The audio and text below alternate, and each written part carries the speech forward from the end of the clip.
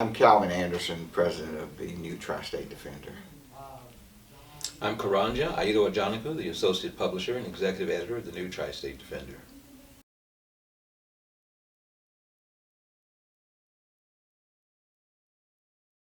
The New Tri-State Defender is a publication that's now going into its 69th year, having originally started in 1951.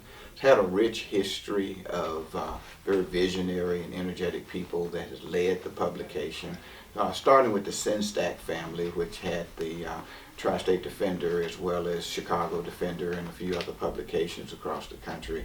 Later it was owned by Real Time Media, Mr. Hiram Jackson, who also has a number of publications, and then Bernal Smith with Best Media Properties. And currently now it's a leadership investment group of 5 individuals that constitute the publishing ownership of the Tri-State Defender.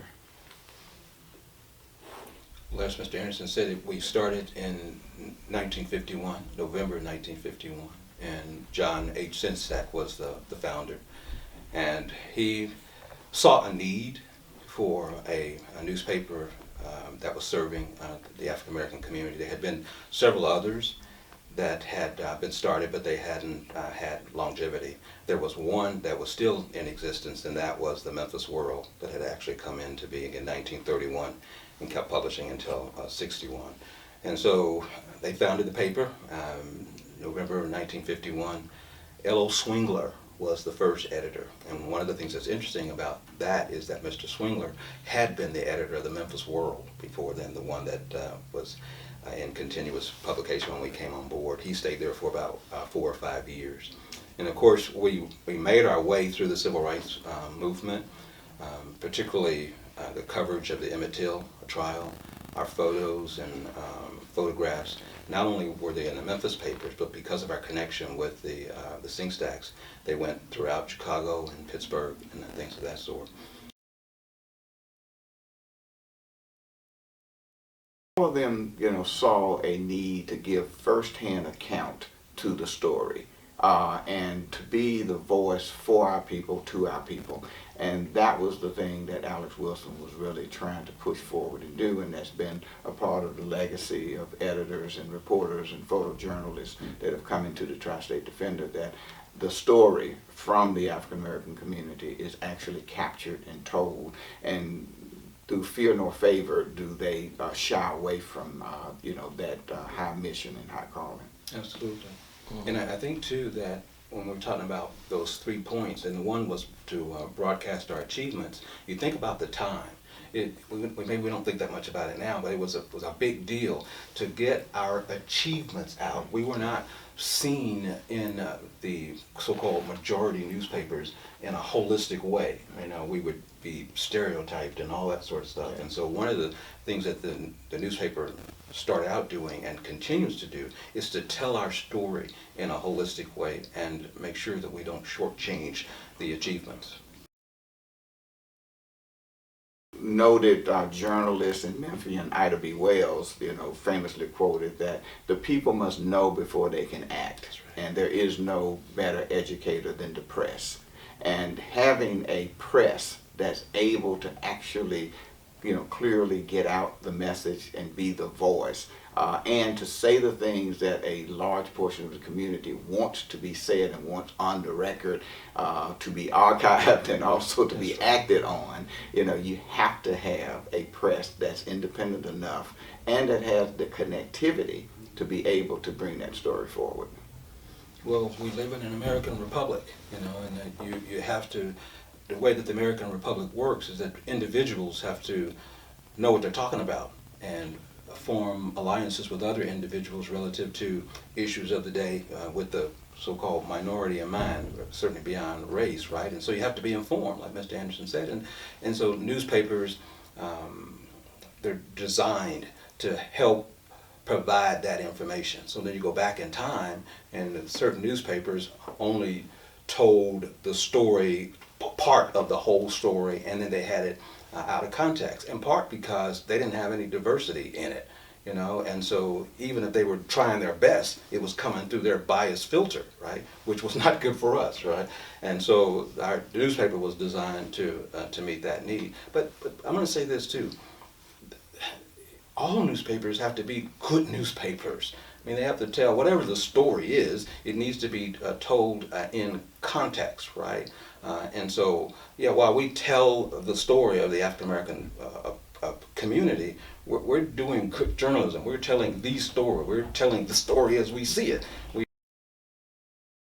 The future is also now.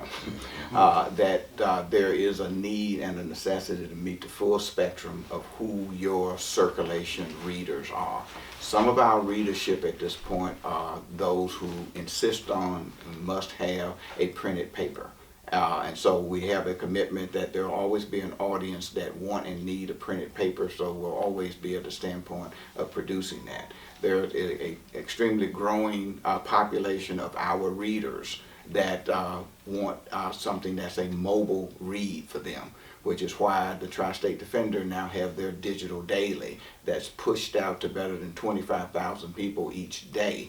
That requires a certain amount of technology and a certain amount of, quote, real-time, quick editing, proofreading, and everything associated with putting forth the story. It's not just important to use the tools of technology to get it to our readers fast. We have to also get it to them accurately, because we don't want a inaccurate story out within the spectrum, and we don't want an inaccurate story that's retweeted, reposted, resent, that we then have to come back and apologize for, re-apologize for. So that future, of it is to utilize the tools and the desires of a changing demographic, but at the same time deliver it in the same context of accuracy and fact that's necessary for a good, journalistic publication to have. And it's an exciting time in that context. I mean, people are about the future of newspapers, are they going to go out of business? No, I don't see that, right? I think it's just what he's saying, that we're evolving in terms of how we're going to get the information to people. People want and need the information. We have to get it to them. And so it's exciting to be able to in real time, to create new ways that we get it to them, okay? And I just think we're living in a really great time in that regard. And also, you always have to, you look at the whole, but then you sort of break down into parts. And then when you look down in Memphis, I just think we have a great opportunity from a newspaper standpoint that there may not be in some other places. I just think that that the newspaper market here, at least from the African American community standpoint, is wide open. Right, and I think, frankly, that we've been underperforming over the years, and one of the things that I'm excited about is the new leadership that we have now, the recognition of the changing industry, and giving me, and as the editor, the resources and the support that we need to make the changes, and the confidence that we're going to be able to figure it out in real time. The Tri-State Defender is seen by, especially those in the African American community, but really by those progressive-minded that care about the community and want to know the whole story and the full story of the community. They see it as a source of insight, and they see it as a source of reliable information that is going to be relative. And so that part is important to this community, and I think that's how Tri-State Defender is seen in this community. That one, going back, it has that rich legacy. It didn't just sort of throw some stuff out there yesterday and say, believe in me. It's got that 69-year history of having performed and produced on a weekly basis that's now been transitioned to produce on a daily basis. It has a strong legacy of leadership that's been there both on the publishing end, and that's something that the Memphis community knows and have an attachment to. Has a strong legacy of writers and editors and photojournalists that a lot of people know by name, and and ask others about when they see it. And it has that desirability factor that that those who want the Tri-State Defender, if for some reason copies are missed or not dropped off at their favorite beauty shop, barber shop, etc., you'll hear about it from back at the office that hey, I didn't get to see the Tri-State this week. Yeah, I think that the uniqueness about the Tri-State Defender is it's African American owned, African American people writing about the news of the day from the context of African American people. That can't really be replicated from the outside. So we're really unique in that sense. You've got other publications out here, but they can't come and have our history. It belongs to us, and people know that. We're an entity, we're corporate, but we're almost like a living, breathing part of the community. We're a cousin or something. I mean, people have that kind of familiarity about it. And even if they aren't recent readers of it, people have sort of heard about it, right? And then the other thing is that there is a desire, even if people didn't know about the Tri-State Defender, there is a desire to have, quote, a paper that's us, about us, right? And so we tap into that need. And then I think the final thing for me is that what we do, we connect people to each other, and that's critical.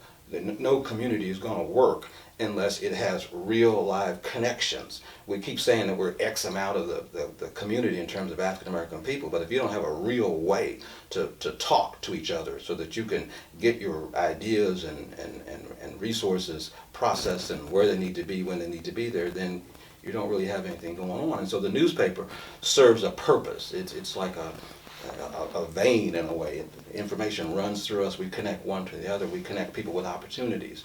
That is, we're going to do more of that. I mean, our whole focus right now isn't like hold on. It's like let's step up. Let's step up, meet needs and opportunities. And we don't think that we've been in a better position to do that. Certainly in the 10 years since I've been here. I mean, this is, from my standpoint, the new Tri-State Defender is in a golden time of day. Calvin Anderson, President, the new Tri-State Defender. Karanja Aido Ajanaku, the Associate Publisher, Executive Editor of the new Tri-State Defender. This is our story.